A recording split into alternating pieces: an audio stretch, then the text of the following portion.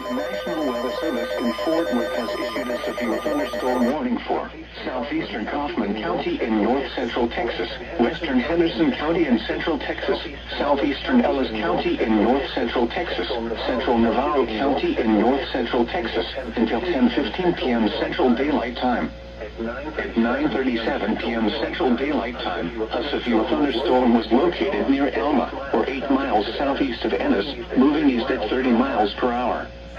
Hazard, 60 miles per hour wind gusts and quarter-size hail. Source, radar indicated. Impact, hail damage to vehicles is expected. Expect wind damage to roofs, siding, and trees. Locations impacted include Corsicana, Ennis, Gun Barrel City, Maybank, Toole, Cairns, Seven Points, Trinidad, Blooming Grove, Bardwell, Angus, Alma, Enchanted Oaks, Barry, Bardwell Lake, Flag Lake, Lake Halbert, Cedar Creek Reservoir, Trinidad Lake and Richland Chambers Reservoir. This includes Interstate 45 between mile markers 226 and 252. For your protection, get inside a sturdy structure and stay away from windows.